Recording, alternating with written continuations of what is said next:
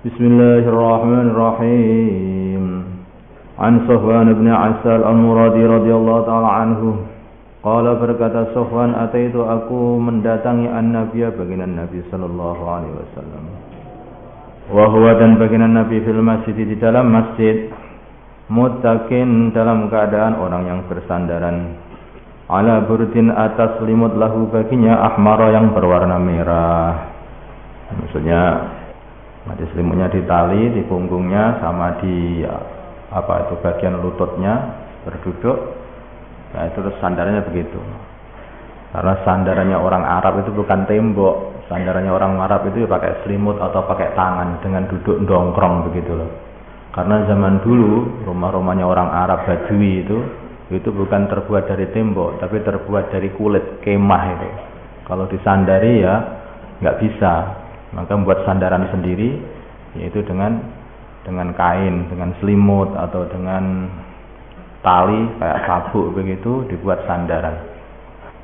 Faqultu maka aku berkata, ya Rasulullah, hai Rasulullah, ini sungguhnya aku jitu telah datang atlubu untuk mencari ala ilmu.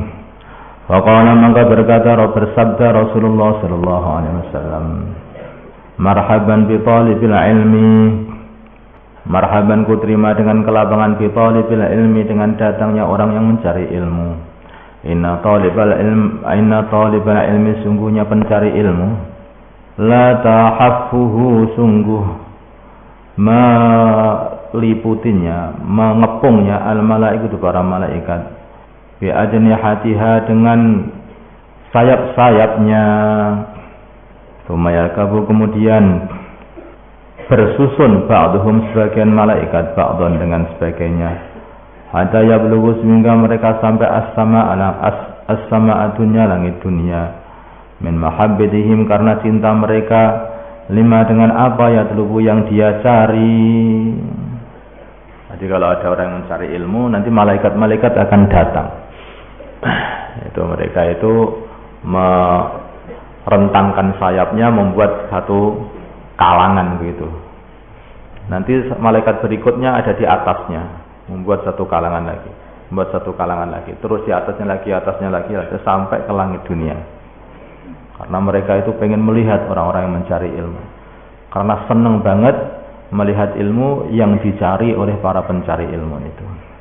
Rawahu Ahmad. Berarti para malaikat itu ya mulai kesan pertama ketika berhadapan dengan Nabiullah Adam alaihissalam itu sampai sekarang itu masih ada.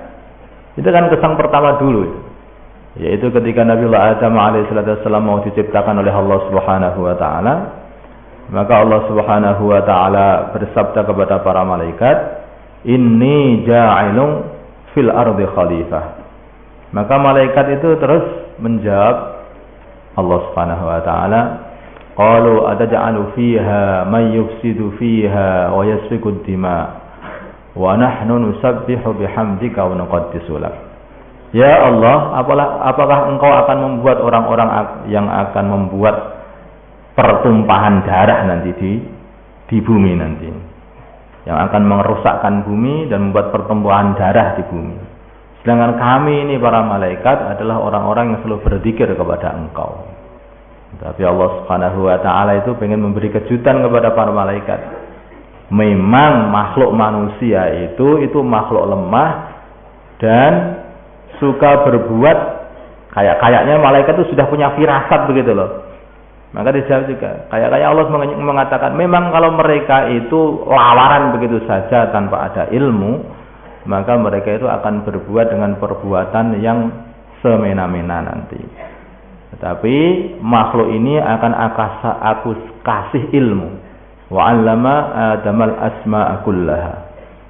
Nah, ini makanya orang itu dengan ilmunya maka dia itu akan bisa memakmurkan bumi ini, memakmurkan dunia.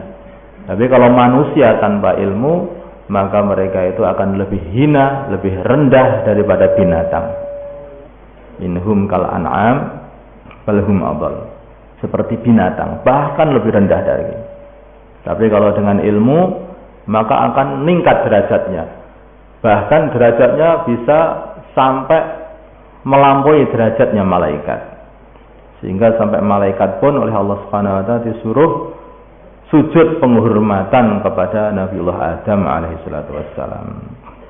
Tsumma 'aradahum 'alal malaikah faqala ambi'uni bi asma'i haula'i in kuntum shadiqin. Malaikat disuruh, coba ini nama-nama barang-barang ini apa ini? Semua malaikat tidak tahu. Akhirnya mengakui keilmuannya Nabi Adam alaihi salatu wassalam. Itu sifatnya malaikat ya. Sehingga mengagungkan ilmu para malaikat itu. Begitu mengagungkannya malaikat terhadap ilmu ini, sehingga kalau ada orang-orang yang mencari ilmu, maka malaikat itu langsung membentangkan sayapnya, kemudian meliputi mereka orang-orang yang mencari ilmu, karena saking senangnya kepada ilmu. Rawahu Ahmad wa Tabari. Semoga majelis kita ini juga diliputi oleh para malaikat sampai di langit sana. Seumpama mata kita ini dibuka oleh Allah Subhanahu wa taala, maka kita akan melihat para malaikat ini terbuat itu di samping kita, itu. Nah, itu. Semua dibuka oleh Allah. Hanya sebagian hamba Allah saja yang dibukakan. Pernah satu kali Abdullah bin Abbas radhiyallahu taala anhu itu diperlihatkan oleh Allah malaikat Jibril yang sedang ada di atas Ka'bah. Maka beliau berkata kepada baginda Nabi, "Ya Rasulullah, aku melihat ada orang di atas Ka'bah, itu siapa? Apakah kamu melihatnya?" "Ya, aku melihatnya." "Oh, suatu hari nanti kamu akan buta matamu. Karena mata seseorang itu nggak akan kuat melihat nur cahaya malaikat." Sehingga ketika tua Abdullah bin Abbas akhirnya buta juga. Kadang-kadang orang itu diperlihatkan malaikat yang dengan bentuk seperti ini, begitu, yang itu orang nggak kuat untuk melihatnya. Kadang-kadang diperlihatkan dengan bentuk seperti manusia, yang itu yang paling ringan, sehingga orang itu melihat juga tidak apa-apa. Maka baginda Nabi bersabda, di antara wahyu-wahyu yang turun kepada baginda Nabi itu ada wahyu yang berat, ada wahyu yang ringan. Di antara wahyu yang ringan adalah wahyu, yaitu didatangkan malaikat datang dengan bentuk manusia kemudian membacakan Al-Quran. Wahyu yang sangat berat kepada baginda Nabi, yaitu hanya suara lonceng saja, tang tang tang tang begitu, terus baginda Nabi paham. Nah, itu wahyu yang paling berat yang membuat baginda Nabi kadang-kadang kayak orang pingsan. Rawahu meriwayatkan hadis Ahmad, Imam Ahmad wa Tabrani wa Ibnu Hibban wa Ibnu Majah, illa annahu kecuali Ibnu Majah qala, beliau berkata, sampai itu aku mendengar Rasulullah sallallahu alaihi wasallam yaqulu, bersabda, "Ma min kharijin," tidak ada orang yang keluar kharaja, yang keluar min baitihi, dari rumahnya, fi talabil ilmi, untuk mencari ilmu, illa wada'an, kecuali meletakkan lahu untuknya al malaikatu, para malaikat, ajnihataha, sayap-sayapnya, ridon, karena ridho, bima, dengan perkara, yasna'u, yang dia perbuat, yaitu mencari ilmu. Ini ilmu agama lah. Ini bukan sekolah SD atau sekolah SMP dan SMA itu berbeda, itu bukan ilmu itu. Nah, ilmu maksudnya ilmu di sini ini adalah ilmu agama. Ilmu yang menyebabkan orang yang memilikinya jadi semakin takut kepada Allah, jadi semakin dekat kepada Allah. Ilmu yang seperti itu. An Abi Darda, dan dari Abu Darda radhiyallahu taala anhu, qala, berkata Abu Darda, sami'tu, aku mendengar Rasulullah sallallahu alaihi wasallam yaqulu, beliau bersabda, man, barang siapa ghada, yang berbagi-bagian, yuridu, menginginkan al ilma, ilmu, maksudnya mencari al ilma, ilmu, berangkat untuk mencari al ilma, ilmu, ya ta'allamuhu, yang dia pelajarinya lillahi, karena Allah, fadaha, maka akan membukakan Allah lahu, baginya, baban, pintu, ilal jannati, ke surga, wa farasat, dan menghamparkan lahu, baginya, al malaikatu, para malaikat, aknafaha, sayap-sayapnya. Nah, ternyata ini ada juga ya. Jadi sebagian hadis, malaikat itu bukan hanya meletakkan sayapnya. Sayapnya biasanya, sayap itu selalu dibentangkan, tapi diletakkan begini, ini untuk menghormati. Ini lagi satu hadis ini lagi, yaitu farasat, menghamparkan sayapnya itu, dihamparkan di sini, dihamparkan di tempat dia, sehingga dia melewati sayap-sayap itu. Ini kemuliaan yang luar biasa ini. Seperti baginda Nabi Isa alaihissalatu wassalam, nanti pada zaman itu datangnya beliau ke dunia lagi, nanti beliau kendaraannya itu adalah malaikat. Dia akan berdiri di sayap malaikat. Nah, itu kemuliaan. Jadi kayaknya ini nanti ahli-ahli ilmu itu akan dimuliakan oleh para malaikat seperti halnya Nabiullah Isa alaihissalam dimuliakan malaikat. Nah, dia ada munasabahnya begitu loh. Ada kecocokan. Ini bukan ilmunya, ini bukan orangnya, tapi karena ilmunya. Nah, karena ilmunya. Karena ilmu itu sangat agung. Pembawa ilmu ini kayaknya dia itu sebagai perantara antara Tuhan dan hamba-hambanya Tuhan. Pembawa ilmunya Allah Subhanahu wa taala ini. Karena dia yang menyampaikan ilmu dari Allah, yang menyampaikan ini halal, ini haram. Allah Maha Satu, Allah yang Maha Kuasa, Allah yang ini menyampaikan. Ini kan ilmu dari Allah Subhanahu wa taala. Wa shallat dan berdoa alaihi kepadanya al-malaikatu wa malaikatus samawati, malaikat-malaikat langit. Wa khaitanul bahri dan ikan-ikan di lautan. Walil alimi dan bagi orang alim minal fadli dari keutamaan alal abidi melebihi ahli ibadah. Kal qamari seperti bulan purnama, lailatul badri pada hari bulan purnama.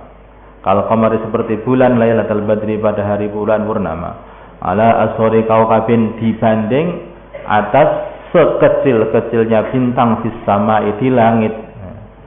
Ahli ibadah itu seperti bintang kecil, yang paling kecil di langit itu. Sedangkan orang alim itu seperti bulan purnama. Nah, bandingannya seperti itu. Wal ulama dan para ulama warasatul anbiya adalah ahli warisnya para nabi. Orang-orang yang mewarisi ilmunya para nabi. Ala ketahuilah innal anbiya sungguhnya para nabi lam yuwarisu tidak mewariskan dinaran dinar wala dirhaman dan tidak pula dirham walakinnahum tetapi ini para anbiya warisu mereka mewariskan ala ilmu. Jadi kalau orang itu membawa ilmu berarti dia telah membawa warisan dari para anbiya. Maka itu kamu itu harus merasa seperti itu. Orang punya ilmu kok terus masih mengacahkan tangan kepada ahli dunia. Itu namanya menghinakan diri dan menghinakan ilmunya sendiri. Bahkan na'udzubillah bisa-bisa dia itu menghinakan yaitu warisan dari para nabi. Berbahaya makanya. Orang punya ilmu dan ilmu dibuat untuk mencari dunia itu sangat-sangat berbahaya. Menghina para anbiya. Barang siapa akhadahu yang mengambil warisannya dari para nabi akhadah, maka dia telah mengambil bihadhihi dengan bagian dia yang banyak. Nah, kalau dia itu sudah mengambil bagiannya dari warisan para nabi, maka sebetulnya dia telah mendapat bagian yang besar sebetulnya. Wa mautul alimi dan matinya orang yang alim. Musibatun adalah musibah la tujbaru yang tidak dapat ditambal lagi. Wa sulmatun dan keretaan la tusaddu yang tidak dapat diperbaiki, ditambal. Lebih orang alim itu mempunyai keistimewaan. Yang keistimewaan itu akan dibawa mati oleh dia sendiri. Yang tidak diberikan oleh Allah kepada orang setelahnya. Walaupun kadang-kadang orang setelahnya itu lebih paham urusan agama daripada orang sebelumnya. Walaupun kadang-kadang seperti itu. Tetapi setiap ada orang alim wafat, maka orang alim itu mesti akan membawa sebagian dari kefahaman agama yang tidak diberikan oleh Allah kepada orang setelahnya. Terus begitu nanti. Setelahnya kadang-kadang juga mempunyai keistimewaan yang lain. Ya, baginda Nabi mengatakan yaitu ba muballighin au'a minas sami'. Yang disampaikan hadis oleh para sahabat itu kadang-kadang lebih faham daripada para sahabat itu sendiri. Hanya saja para sahabat lebih afdal daripada mereka kalau dilihat dari sisi lebih dahulu mereka di dalam Islam, atau dilihat dari sisi karena mereka bertemu langsung dengan baginda Nabi kita Muhammad sallallahu alaihi wasallam. Ini kadang-kadang kalau kita urutkan itu seperti Imam Abu Hanifah, Imam Malik, terus Imam Syafi'i, seperti Imam Ahmad. Apa itu usul fikih? Yang membuat usul fikih pertama kali adalah Imam Syafi'i. Kayaknya Imam Syafi'i dalam hal ini melebihi dari orang-orang sebelumnya dalam ilmunya. Dari urusan hafalannya hadis, maka Imam Ahmad lebih banyak hafalannya daripada Imam Syafi'i dan imam-imam sebelumnya. Dan ada kelebihan dari satu sama yang lain. Tetapi ketika satu wafat, maka akan membawa satu ilmu yang dia bawa sampai mati ke kuburan, tidak dapat ditambal selamanya. Walaupun bisa diganti, tapi tidak bisa sempurna. Ada yang mengganti, tapi yang mengganti itu tentu saja tidak akan sama dengan yang diganti. Sudah sunnatullah. Terus berjalan sampai menjelang hari kiamat, sampai akhirnya Imam Mahdi. Imam Mahdi itu memang orang-orang yang sebelumnya, tetapi kalau dilihat dari afdaliyah lebih dahulunya orang-orang sebelumnya, orang sebelumnya itu ya mendapat kemuliaan karena lebih dahulu. Orang akhir itu ya tetap akhir, orang awal itu tetap mendapat kehormatan. Awal. Sabkin haizun tahdila mustawjibun sana'il jamilah, itu loh. Alfiyah yang dikarang sama Ibnu Mu'ti, sama Alfiyah yang dikarang sama Ibnu Malik, ya. Dan Ibnu Malik itu lebih bagus daripada Alfiyah Ibnu Mu'ti. Hanya saja Ibnu Mu'ti itu kemuliaan beliau itu sebagai pengarang pertama itu tidak bisa dipungkiri. Dan matinya orang alim najmun adalah bintang tumisa yang hilang cahayanya. Mautu qabilatin, matinya satu qabilah aisaru adalah lebih ringan min mauti alimin, daripada matinya seorang alim, satu orang alim. Satu orang alim, maka berarti itu matinya ilmu. Petunjuk hilang. Kalau sudah petunjuk hilang, seperti bintang hilang, maka satu kampung bahkan satu negara bisa bingung itu. Kalau matinya orang satu kampung itu enggak apa-apa, karena orang satu kampung itu tidak dijadikan sebagai petunjuknya kampung-kampung lain. Matinya satu orang itu, gini loh maksudnya itu. Satu orang alim itu diumpamakan seperti bintang, dan bintang itu fungsinya kalau kita kebingungan, maka bintang itu yang akan mengarahkan kita ke kampung kita. Kampung kita artinya ada bintang itu, maka kita sampai ke kampung kita kalau sudah di lautan. Atau kita di padang pasir, maka kita melihat bintang. Di bintang itu adalah arah kota ini, maka lewat bintang itu, mengikuti bintang itu, kita akan sampai ke arah kota itu. Sekarang kalau bintang mati, nggak ada bintang, mau kemana? Bahaya mana? Hilangnya satu bintang atau hilangnya satu kampung. Lebih bahaya hilangnya satu bintang kalau orang itu ketika satu negara ada kebingungan, hilang satu bintang, itu berarti akan menghilangkan satu negara. Bintangnya satu kampung, masih banyak kampung yang belum hilang, itu aja. Sebagai orang alim itu sebagai penunjuk yang menunjukkan orang kepada jalan menuju surganya Allah Subhanahu wa taala. Tapi kalau orang alim sudah enggak ada, udah. Orang itu sudah enggak ada gunanya. Abu Dawud Ibnu Hibban wal Baihaqi wa hadha lafduhu. Ala sayyidina Muhammad wa ala ali sayyidina Muhammad wa sallallahu alaihi wasallam tawaffaqta wa tarhamta ala sayyidina Ibrahim wa ala ali sayyidina Ibrahim fil alamin innaka Hamidum Majid. Allahumma arham sayyidina Muhammad, Allahumma ighfir li sayyidina Muhammad, Allahumma aslih li sayyidina Muhammad, Allahumma alif baina qulubi sayyidina Muhammad, Allahumma ansur sayyidina Muhammad, Allah aziz sultanan nasira, wa sallallahu ala sayyidina Muhammadin nabiyil ummi wa ala alihi wasallam. Alhamdulillahirabbil alamin.